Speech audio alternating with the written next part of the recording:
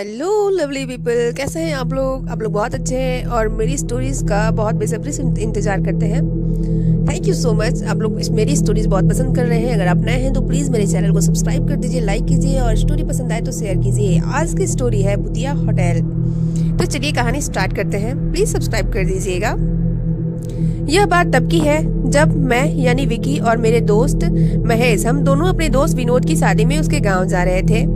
विनोद हम दोनों का कॉलेज फ्रेंड था और जहां उसका गांव था वहां ना तो मैं कभी गया था और ना ही महेश कभी गया था। फिर भी मैंने और महेश ने सोच लिया था कि अपने दोस्त विनोद की शादी में जरूर जाना है। टैक्सी तो दूर की बात है, कोई इंसान भी नहीं दिख रहा था। फिर उसके बस मैंने तुरंत महेश से कहा, अरे यार यहाँ तो कोई नहीं दिख रहा, तू जरा विनोद से बात तो कर। मेरी बात सुनकर महेश ने तुरंत विनोद को लगाया फोन, पर उसका फोन स्विच ऑफ आ रहा था। उसके 3 बार कोशिश करने के बाद भी विनोद का फोन नहीं लगा। तो उसने मुझसे कहा, अबे भाई विनोद का फोन तो स्विच ऑफ आ रहा है, अब क्या करें? विनोद के अलावा और किसी का नंबर भी तो नहीं है। महेश की बात सुनकर मैंने कहा, चल यार थोड़ा आगे चलकर देखते हैं, क्या पता कोई टैक्सी या कोई आदमी रास्ता पूछने के लिए मिल जाए। मेरे इतना बोलने के बाद हम दोनों पैदल ही बस स्टॉप से आगे की तरफ जाने लगे। हम दोनों पैदल चलते चलते लगभग 1 किलोमीटर तक ही आगे निकल गए थे, पर हमें अभी तक वहाँ कोई भी इंसान नहीं दिख रहा था। तभी हम थोड़ा आगे ही गए होंगे कि हमने देखा हमारे आगे एक खच्चर वाला चल के आ रहा है। उसके पास आते ही मैंने उस खच्चर वाले से कहा, अरे भैया यह कंचनपुर कहाँ है? मेरी बात सुनकर वो खच्चर वाला रुका और बोला, कंचनपुर नाम तो सुना हुआ है। हाँ याद आया, कंचनपुर तो यहाँ से सीधा जाओगे और यहाँ से लगभग 15 किलोमीटर दूर पड़ेगा। उसकी बात खत्म होते ही महेश ने कहा, भैया यहाँ आसपास कोई टैक्सी वैक्सी मिल जाएगी क्या? फिर उस खच्चर वाले ने कहा, वो 1 किलोमीटर पीछे जो बस स्टॉप है ना, वहाँ क्या पता मिल जाए। फिर मैंने कहा, अरे यार अभी तो वहीं से आ रहे हैं, पर कोई टैक्सी नहीं थी। मेरी बात सुनकर फिर उस खच्चर वाले ने कहा, फिर तो भैया आपको सुबह ही टैक्सी मिलेगी। उस खच्चर वाले की बात सुनकर फिर मैंने कहा, यार फिर कोई दूसरा तरीका नहीं होगा वहाँ तक जाने का? फिर उस खच्चर वाले ने कहा, नहीं भैया। फिर तुरंत महेश ने कहा, भाई यहाँ कोई आसपास ऐसी जगह है जहाँ हम रात भर रुक सके? इस पर उस खच्चर वाले ने कहा, वो यहाँ से थोड़ी आगे ही एक होटल है। पर उसकी बात सुनकर मैंने कहा, पर क्या? फिर उस खच्चर वाले ने कहा, पर यही कि लोग कहते हैं कि वो होटल कुछ सही नहीं है। उसकी बात खत्म होती ही मैंने फिर कहा, सही नहीं है मतलब भाई हम कुछ समझे नहीं। फिर उस खच्चर वाले ने कहा, यही कि भैया लोग कहते हैं कि वो होटल भूतिया है और वहाँ जल्दी से कोई नहीं जाता। उसकी बात सुनकर महेश हंसने लगा और हंसते हुए कहा, अबे यार तू भी कहाँ इन भूत की बात कर रहा है? यह भूत वूत कुछ नहीं होते। और विकी मैंने तेरे से कहा था ना कि कोई ना कोई भूतों की बात जरूर करेगा। महेश की बात सुनकर उस खच्चर वाले ने कहा, अरे भैया मेरा काम था आपको बताना, मैंने बता दिया। या दूसरी बात है आपको उस पर विश्वास है या नहीं? फिर मैंने कहा, अरे भैया इसका ऐसा मतलब नहीं था, या तो मजाक कर रहा था। वैसे आपने कहाँ बताया था वो होटल? फिर उस खच्चर वाले ने कहा, वो यहाँ से सीधा आगे जाओगे तो थोड़ा ही आगे आपको वो होटल दिख जाएगा। फिर इसके बाद उस खच्चर वाले ने बताया और वो दोनों चल पड़े उस होटल की ओर। फिर उसके बाद हम थोड़े ही आगे गए थे कि तभी हमें वो होटल भी मिल गया जिसके बारे में खच्चर वाले ने बताया था। पर हम जैसे ही वहाँ पहुंचे तो हमने देखा कि वो होटल देखने में काफी पुराना लग रहा था। उस होटल को देखकर महेश ने कहा, अरे भाई काश यह होटल बाहर से जैसा दिख रहा है वैसा अंदर से ना हो, क्योंकि वो होटल बाहर से देखने में काफी पुराना और गंदा लग रहा था। फिर उसके बाद मैंने कहा, भाई मुझे तो यह होटल सच में हॉन्टेड लग रहा है।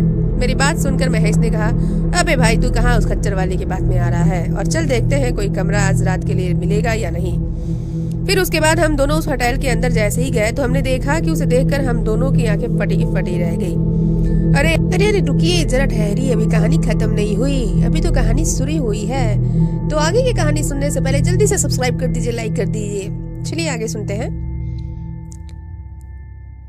जैसे ही हमने अंदर देखा हमारी आंखें फटी की फटी रह गई, क्योंकि होटल अंदर से भी काफी गंदा और पुराना था और उसे देखकर ऐसा लग रहा था जैसे इस होटल में कई दिनों से सफाई नहीं हुई है। मैं और महेश ये सोच रहे थे कि आखिर कोई इसमें कैसे रह सकता है, क्योंकि उस होटल के अंदर एक अजीब तरह की गंध आ रही थी। फिर भी हम दोनों होटल के अंदर गए और होटल के अंदर इधर उधर देखने लगे, पर इस होटल के अंदर हमें कोई भी नजर नहीं आ रहा था और उस होटल में एक अजीब तरह की शांति थी जो मुझे कहीं न कहीं चुभ रही थी। तो अभी महेश ने मुझसे कहा, विकी यह होटल है या कबाड़ खाना? चल यार बाहर कोई दूसरा होटल ढूंढते हैं। फिर मैंने कहा, अबे भाई इतनी मुश्किल से तो यह होटल मिला है, नहीं तो यहाँ होटल तो दूर की बात, आसपास कोई घर भी नहीं दिख रहा है। हम दोनों यही सब बातें कर ही रहे थे, तभी हमारे पीछे से एक आवाज आई। हाँ जी सर, मैं क्या मदद कर सकता हूँ? आपकी आवाज सुनकर हमने तुरंत पीछे मुड़कर देखा तो हमारे पीछे 35 या 40 साल का एक आदमी खड़ा हुआ था और उसके कपड़े देखकर ऐसा लग रहा था जैसे वो इस होटल मैनेजर होगा।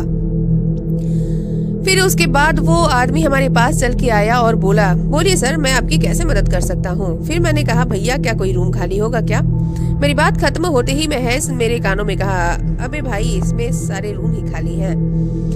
तभी मैंने अपनी कोनी से महेश को हल्का सा मारा और धीरे से कहा, अबे चुप।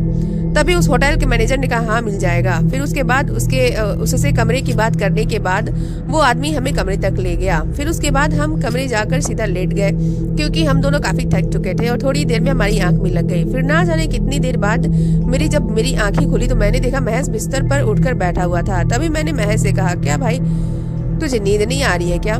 फिर उसके बाद महेश ने मेरी तरफ देखा और कहा, भाई ध्यान से सुन, शायद कोई टॉयलेट के अंदर है। महेश की बात सुनने की कोशिश करने लगा मैं भी, तो मुझे भी एहसास होने लगा कि जैसे कोई टॉयलेट के अंदर है। मुझे ऐसा इसलिए लग रहा था क्योंकि टॉयलेट के अंदर से किसी के गुनगुनाने की आवाज आ रही थी। आवाज सुनकर मैं और महेश हम दोनों उठकर अपने बिस्तर पर ही बैठे थे। तभी ऐसा लगा जैसे किसी ने बाथरूम का दरवाजा अंदर से हल्का सा खोला और मैं महेश हम दोनों अपनी नजर दरवाजे पर गड़ाकर बिस्तर पर ही बैठे रहे।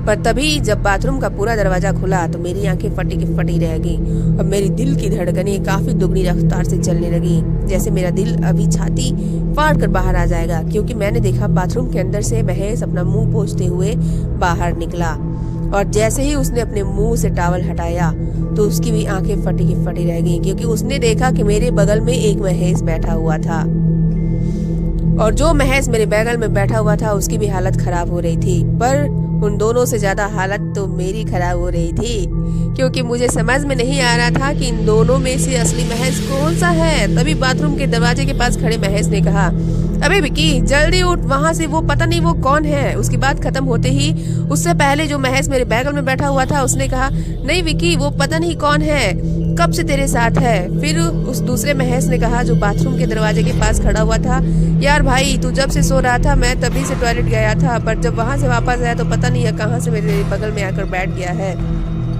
मैं इन दोनों की बात बड़े ही ध्यान से सुन रहा था पर यह खुद ही समझ नहीं पा रहा था कि इन दोनों में से असली महेश कौन है।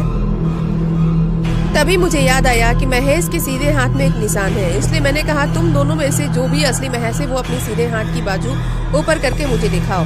फिर इसके बाद जो महेश बाथरूम के दरवाजे पर खड़ा हुआ था उसने तुरंत अपने सीधे हाथ की बाजू ऊपर करी और कहा, देख भाई। मैंने जैसे ही उसके हाथ की तरफ देखा तो उसके हाथ में वो निशान था जिसके बारे में मैं सोच रहा था। पर तभी जो महेश मेरे बगल में बैठा हुआ था उस महेश ने भी तुरंत अपने सीधे हाथ की बाजू ऊपर करी और कहा, भाई देख, तू यही निशान देखना चाहता है ना।